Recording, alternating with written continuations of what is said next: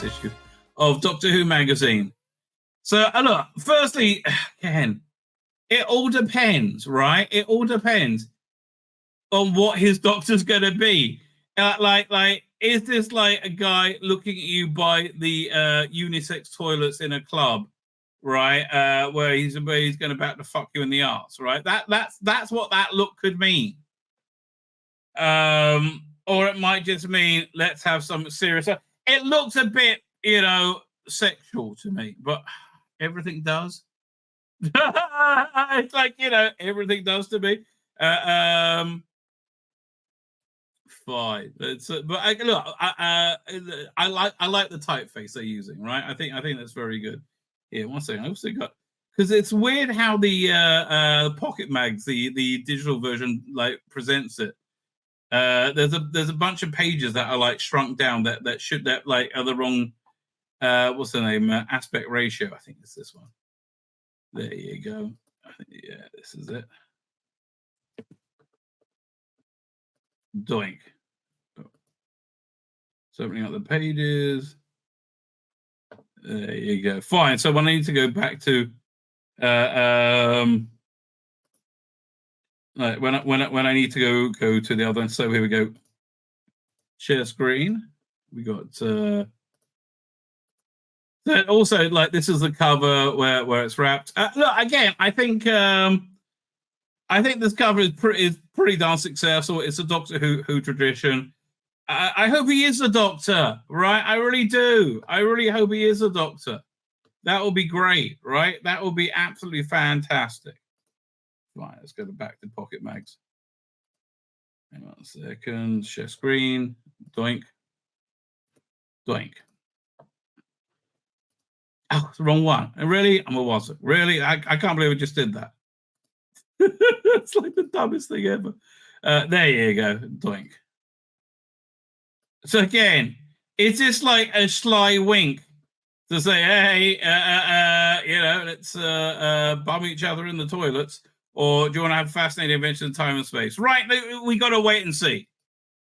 That's interesting. They're giving away Cold Fusion, the complete 3-hour adventure. I actually didn't like this one that much. I wasn't really a fan of the book. I really wish they'll do Lunk Barrow. Right, I really wish they'll do that. And they got 50% off these things. That's not bad. $14.99 is too much. Here, there's a better app for Big Finish stuff at another point in the comic, I think, in the magazine. Portal open. Fine. So the new editor just looks so freaking old, right? I don't know. I don't trust him at all. I don't know why. But listen, that was a great look. If they can deliver this, not like, oh yeah, it's so good to be fucked in the arse. They could just deliver this, that'll be great. Look, if you like being fucked in the arse, that's fine. I'm not saying don't get fucked in the arse, right? I'm just saying, will you stop using Doctor Who as a place to broadcast how you like being fucked in the arse? We know you like being fucked in the arse, right? We know you like it. So yeah, the Goblin song, that's going to be premiered. When is that? Hang on. We'll go to Twitter and we'll go to BBC. BBC. No, BBC. The animation is really just bafflingly bad, right? Bafflingly bad. Yeah, so get rid of Goblin. The upcoming special Goblin song, Monday, 11th of December. Listen, look, for me, this feels like Doctor Who, Christmas Doctor Who to me, right? I don't have a beef with it at all, right? I really don't. It's, I like that Doctor Who can be a bit silly, right? And a bit like ready to be somewhat nuts.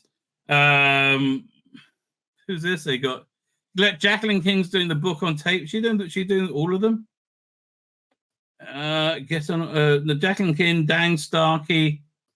Let's see what they got coming out. So he's reading Gary Russell's novelization of Starbeast. Don't care. Not going there.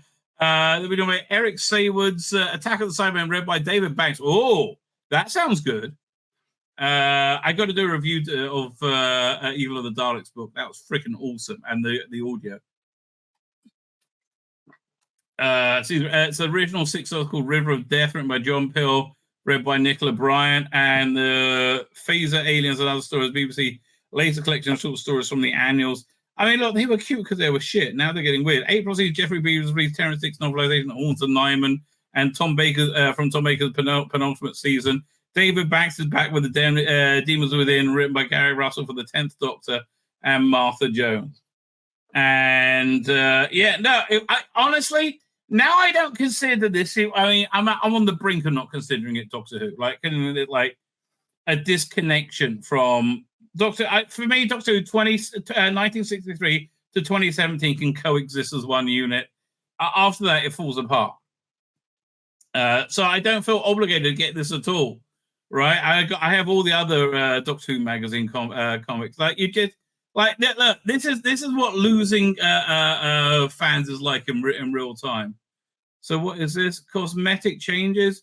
Makeup artist Julie Kendrick will be joining. I don't really give a shit. Okay, 50 of the Diamond logo. Well done. How they found anybody to praise this shit is beyond me. I like it, right?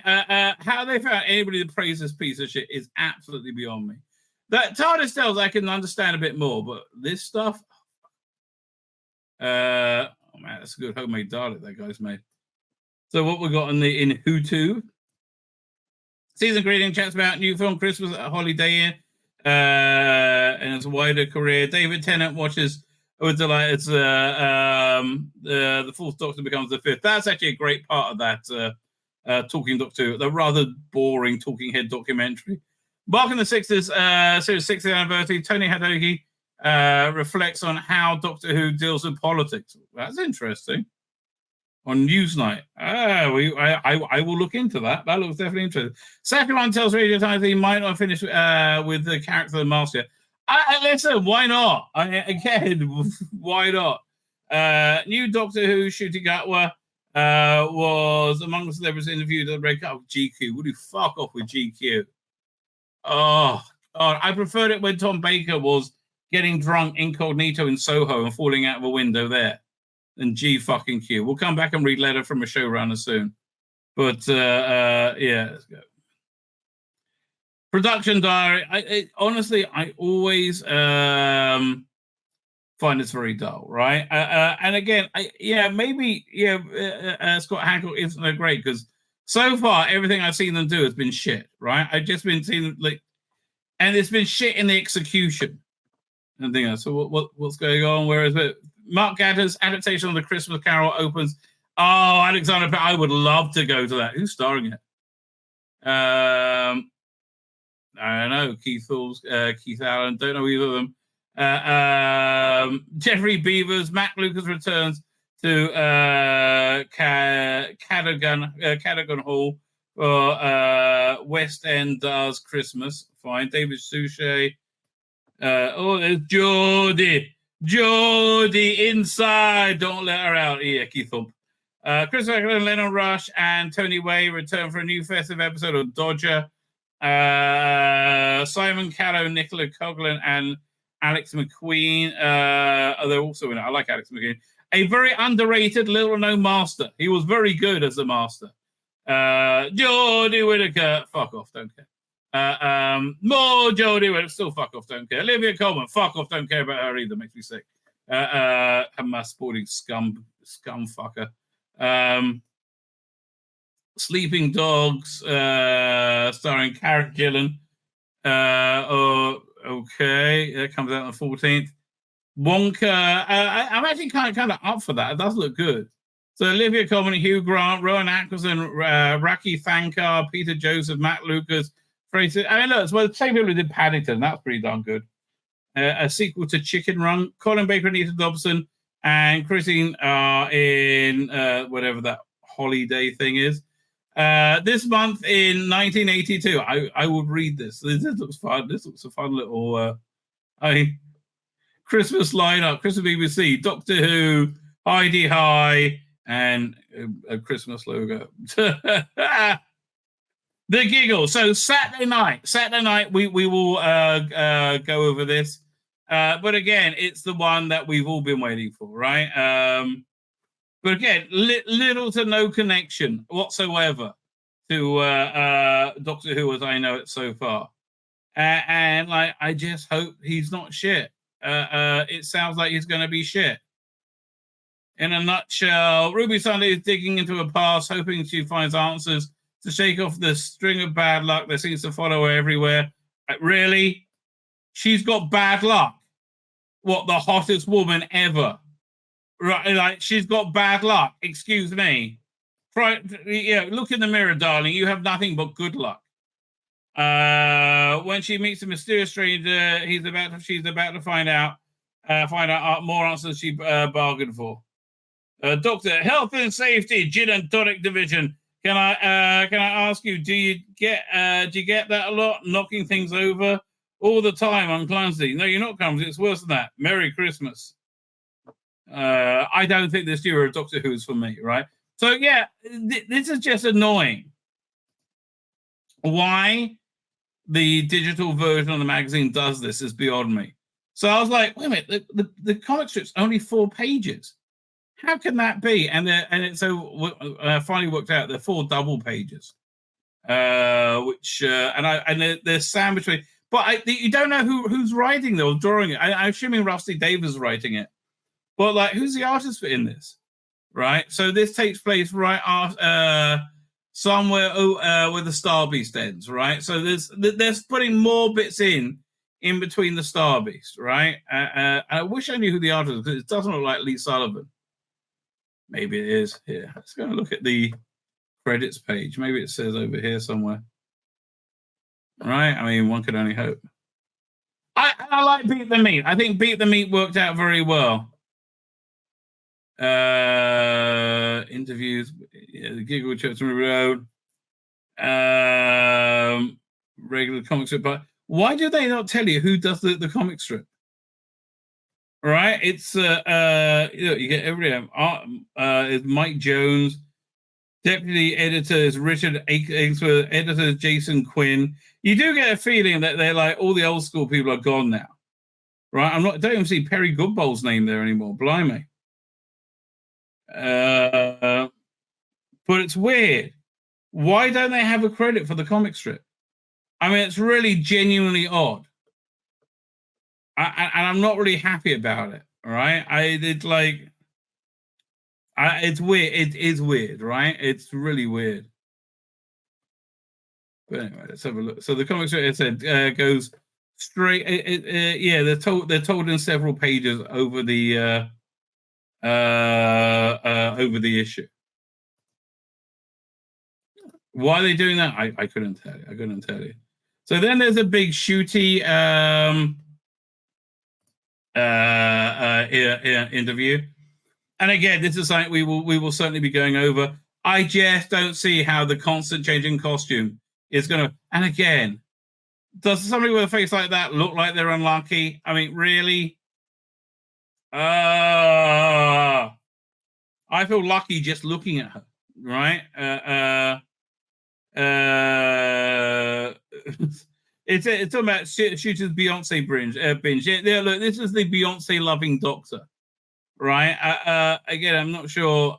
I'm not sure I want that, right? I'm not sure I want that too at all. So here is the backup. Russell Davies always rolls out a family with, for his companions to come from. And she apparently comes from a very black family, a very, very large black family. Okay. It just feels like they're making a point, right? Or they're going to be. Because they feel like they're making a point about everything all the fucking time. I'm so glad I didn't pre-order. Oh. So this is the most pointless article of all time. This is a 2-page article. 2-page article about being an extra on Doctor Who. I mean, really? Seems nothing. Diary of Meep. Nirmal Gorgeous' lodger and Dita. So he's saying that Emily Cook lives with Miriam Margulis. Really? Documents the actress's time on Doctor Who. I would find that quite interesting. We're going to come back to that at some point.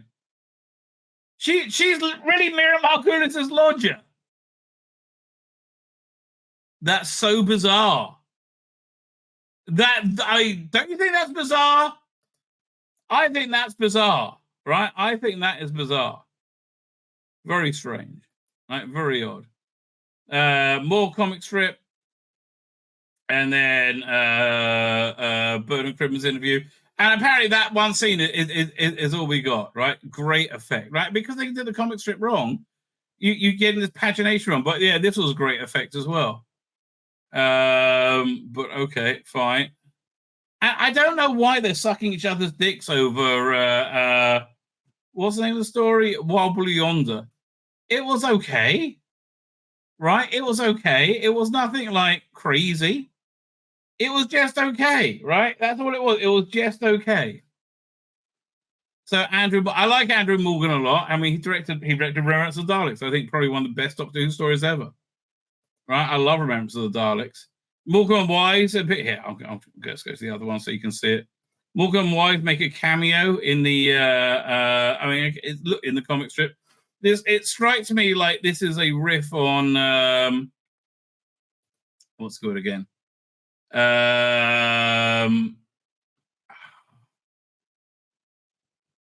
Feast of Stephen, right? It strikes me as trying to do that. So they've there's this alien thing that grabs onto your head, and then suddenly they're in the Morecambe and Wise show. I just wish I knew who did it. It's really disconcerting. I don't know who did the work, right? Did the artwork. I really want to know, right? It's like it's bizarre. It's like, again, there's no credit for it. It's just bizarre. Which I don't get that at all. Do not in any way get that.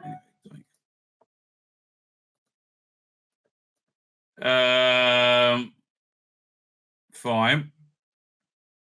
So then, because their weird scoring system, they had Hellbent as the I thought it was Heaven Sent. They had Heaven Sent as the top story ever, and so then they're doing the facts and fiction about Hellbent. I actually like Hellbent a lot. I thought that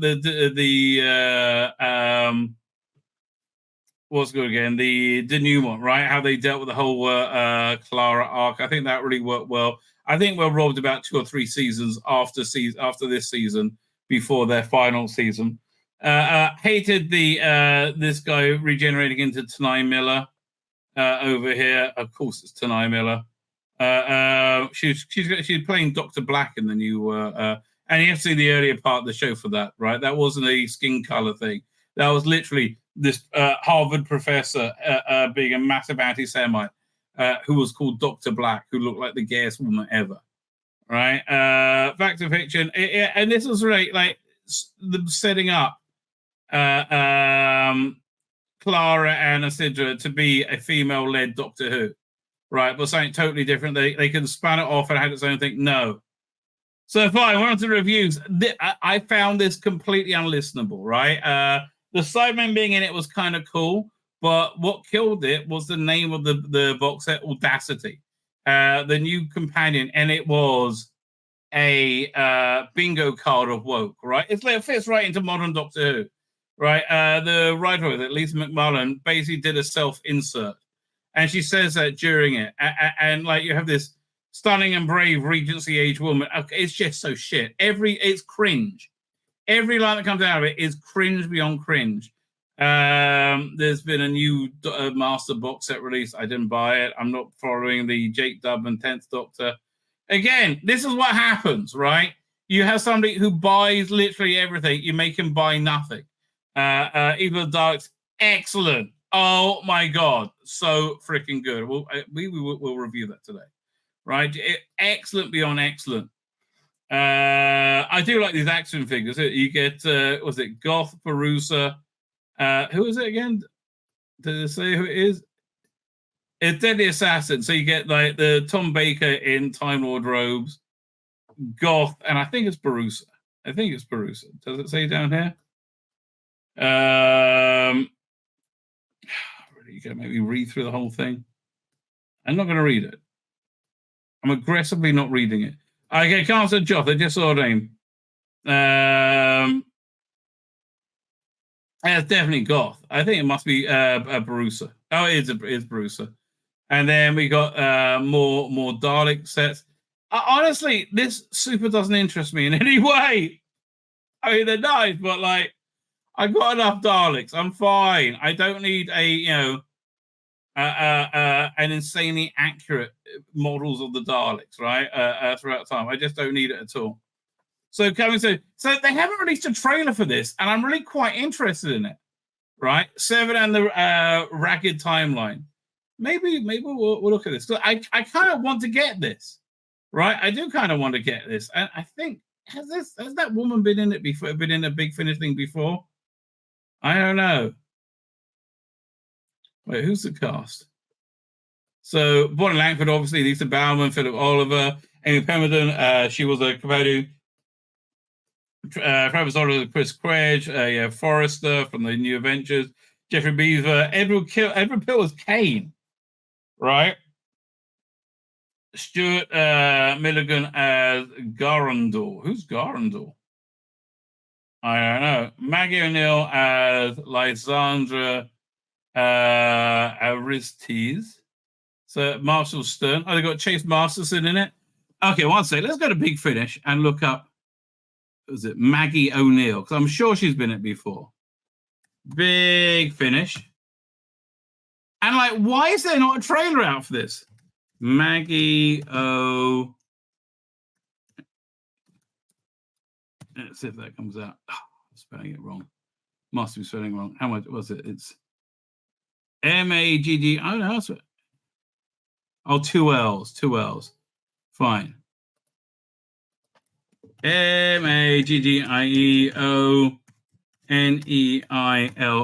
Let's see if that comes. Oh, hey! So who does she play in this? Hang on. Maggie O'Neill is Lysandra Aristes. So, why don't I just do a search for that name?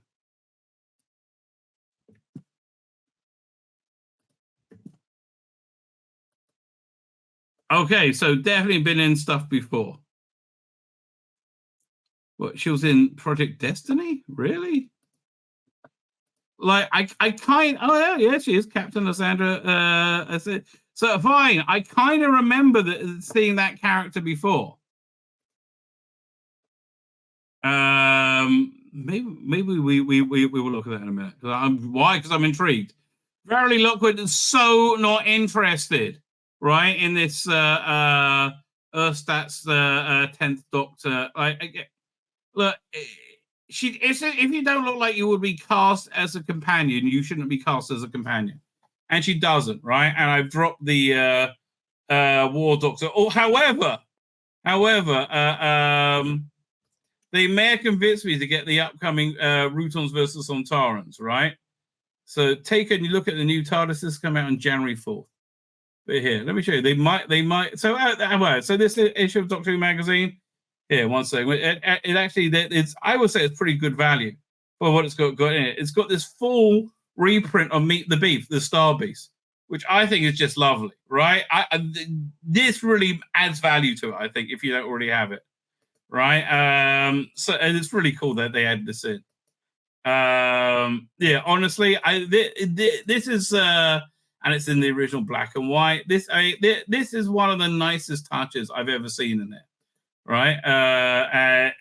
You get the gorgeous Dave Gibbons artwork. Great little supplement. And again, not getting that. And this was what the poly wrapping is like. It's weird they're giving away all of Cold Fusion, right? Here, one second. Yeah, I'll stop screen. I'll show you what you get posters with it as well. It's over here, doink. So the posters you get are Ruby and Millie again. How's he playing it? Right? That could be a bit child molesty. Hey, get into my van, right? Or it might be a cool dog. I don't know. How's he going to play it? Right? So far, pretty much every creative decision has been awful. Right? So I don't know what to tell you. It's not good news, right? Right now, it's not good news. Got Millie Gibson, looks fabulous, right? And then these are the winners of the poll of polls for each Doctor. It's very telling. You had the power of the Doctor one Jodie's, because it was the least Jodie Whittaker episode ever, right? And it was the most Doctor Who episode they did ever, right? And she was in at least it like see all the things about everything behind it to support, to make it watchable. And it only did if you turned your mind off. And I mean, maybe if you do some heroin first, it might be good. And of course, you have what was it, Hellbent, which won the poll very strangely, right? I think it won it very, very, very strangely. I think because they were playing shenanigans. But again, why they couldn't do those posters that haven't come out normally, I don't know, right? I don't know. Leave us a chin in it. I will find you and I will kill you. So, fine. Let's go back. Where was I?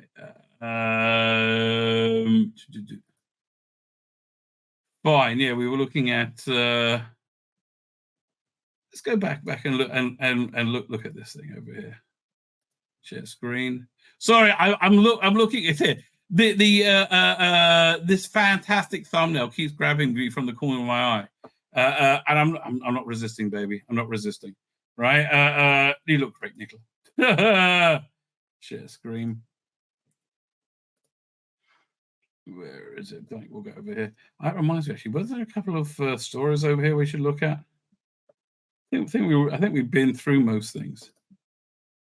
Starbase ratings, fine. So yeah, you know what? I want to preview this because, like, there's literally nobody talking about this whatsoever, and this looks quite an interesting thing to me. Like, honestly, I'm really not interested in current Who whatsoever. Like, I'm gonna watch it, and review it, but like classic Who, I'm really up for right now. Right, I'm really super duper into. Yeah, I got to get this set. The first Doctor in the Future of the Daleks. Not sure about Starcock's, probably not. But like, yeah, look. When I first saw this, I'm like, no way, right? Firstly, Charlie Criz and Eighth Doctor wasn't the best TARDIS team of all time, right? And Lizzie hopefully not the best writer, but they got Sontarans versus Routons, right? So that's the first one, and then I see they're going to have a Tim Trelaw one and a War Doctor one, which I'm really happy about, right? I'm really genuinely happy about, because it means they're not like ending the range, because I think he's really good. I think he's really one of the strongest assets they have. So you have Tim Foley doing the second one. Do we know any details about it? Dan Starkey was the only thing we know about it. And it'll be one of those three Doctors, third, sixth, or War Doctor. Born to Die, that's probably. I mean, I would have thought that's the War Doctor one. But I mean, that might have won me over, right? That might really have won me over. But this Last Day thing, is there a trailer for it yet? Like, it's coming out like any time now. Why do you put a trailer up? Right, because I know nothing about this other than I'm reasonably intrigued, right? So let's have a look.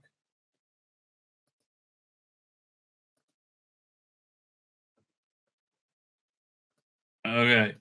7 and the Raggedy Timeline. It's the end of the line for Seventh Doctor and terminal for some of his old friends. So I like the idea of doing Seventh Doctor's Last Day. I think the Sixth Doctor's Final Adventure. Excellent, right? But will it be woke as fuck? I mean, it seems to be everything is right now. The clock is ticking as seen in the 1996 TV movie. The Seventh Doctor, Sylvester McCoy, is heading towards a fateful encounter with gun-toting gangs in San Francisco. But there's something he must do first. Even Time Lords can't go on forever. And the Seventh Doctor is planning for his legacy.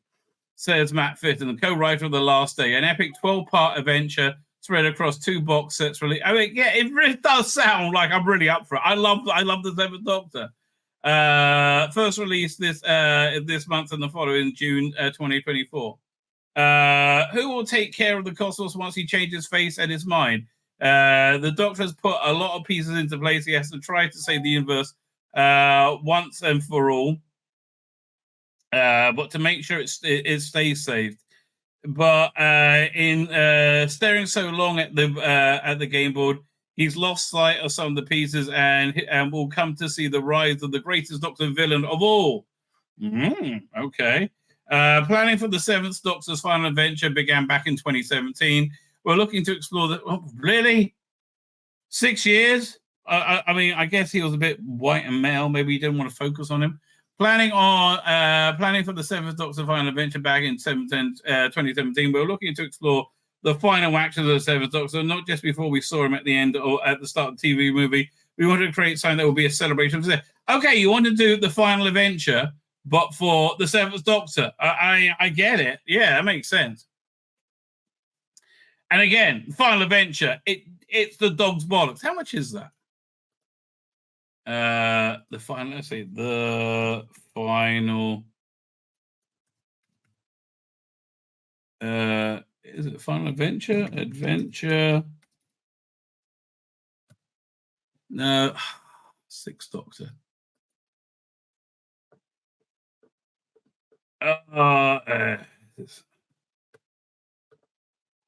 Sort by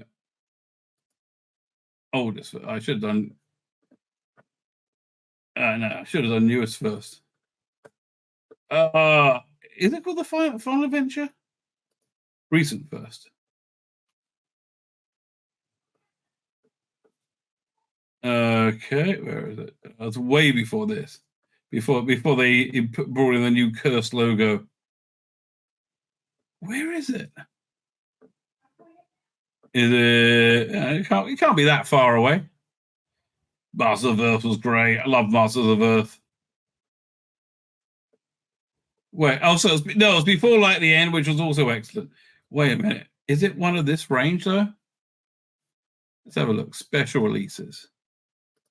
Thank for the weekend, sir. Something special. Okay. It's normally in one of these ones that have different box sets. No. Okay, fine.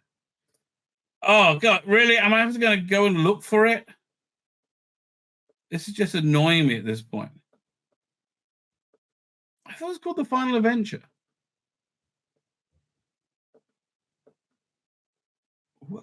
No, it was after this. Okay, it had Michael Jason in it.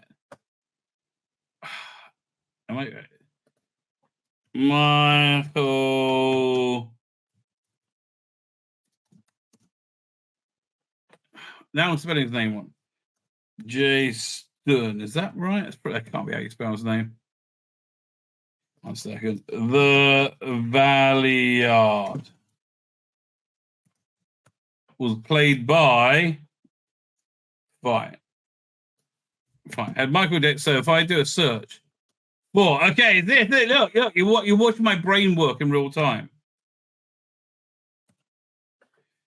And basically everything he's been in is very good. Doctor, The Last Adventure. Really? $37. That's not cheap. But, I mean, you get 4 great stories with that. It's very expensive, though. But see, okay, so it's the same sort of thing. And The Last Adventure was just freaking awesome. Right? Which brings in as many old friends as old enemies as we could muster, and so we can feel a fitting climax of the journey of the character we've seen take across all different media. That's great. I mean, like, who was this? Did he have any comic strip companions? Let me think. We had that Heat Vampire for like half an episode. I don't think so. I can't think of it. You want to be cool, but Crows was more the 8th Doctor. So Matt shared the story and development duties with co-writer Guy Adams. It was normally quite solid. It made sense for us to divide up the story in a certain way, given the settings and the characters. Yeah, this has sold me. I'm totally getting this. Right, Guy and I passed our storylines back and forth, episode to episode, and then did the same with the scripts. The threads came together. The character stories became more intertwined. So with the second half is a bit more involved. It was great to read each other's episodes and see how things are playing. What comes next? But yeah, this sounds really good. This does sound good, doesn't it? The last day dawns with the Doctor and Sophie Aldred assembling a team of specialists help restore the universe in a timeline which has gone badly wrong. In addition to the Doctor's sworn companions Mel Bush and Bernie Summerfield, Ace's Magnificent Seven includes the Master Jeffrey Beavers. Okay, this is a fun. Okay, they're putting a Magnificent Seven, yeah. Kane by Edward Peel, a host of other villains from other 7 Big Finish Doctor audios, including Hex, Sally Morgan, Chris Craig, Forrester, Sontara, and Marshall Sten. Recording such a large cast was epic. When I found out how many returning characters there were, I was almost overwhelmed, recalls director Samuel Clements, but actually knew it was great. As we knew, why aren't they promoting this? I mean, this is probably one of the best bits of Doctor Who going on right now. Which was what they want to, which was fantastic. Scheduling so many actors can be difficult when they all have busy diaries. So we found some dates and recorded them over a 2-week period. Very often we have to record scenes 2, 3, sometimes 4 times with different cast members who were available on specific days. But we got there in the end. Honestly, this sounds really good. Again, Big Finish hasn't really been good for years, but I'll give it a go. Right, it was amazing to see each actor just slide in and out of character effortlessly, and it was truly a privilege to watch watch and listen. Watch, listen, and learn from all these incredibly talented, dedicated seasoned performers. Sophie and Sylvester absolutely relishing playing darker versions of themselves. Oh, okay.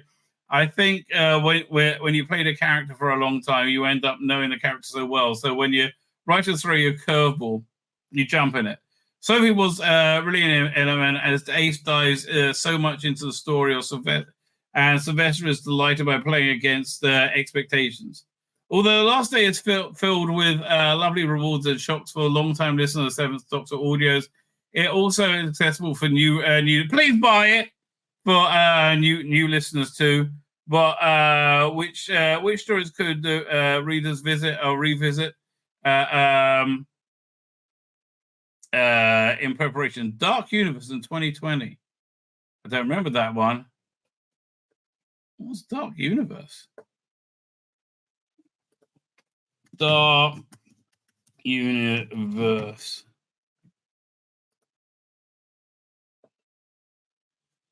I thought this was shit, wasn't it? It's got the 7. Oh, this is the one where they capture the 7. All right, but this wasn't very good.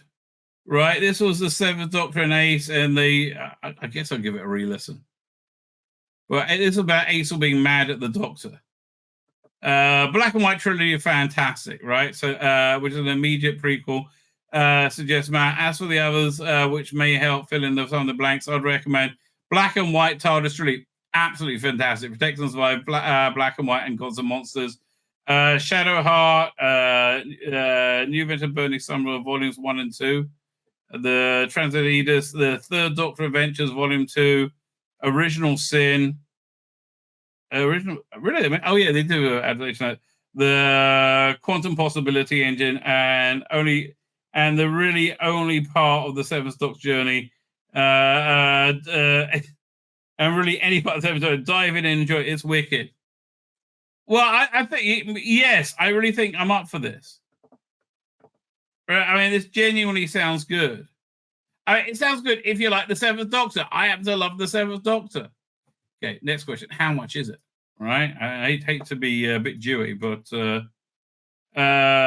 21, yeah, I'm buying that. Sold. Absolutely sold. Yeah, I will. I will totally buy that. Bleak Midwinter. I don't know. Listen, someone's offered me to listen to it, but I'm like, maybe I'll give it a try. I'll see if I can get through. Here's my thing. I'll listen to it if I can get through the first story. I might buy it. Right? I mean, I just hate paying for things and have them be like agonizingly woke at me. I can't stand it. Right? It's all the bloody time. Right? It's just all the freaking time. My name's Tzvi Lebetkin, the Rabbi from another planet! Please like, share, and subscribe, and ring that little bell. Ring the little bell so you are notified when new videos drop.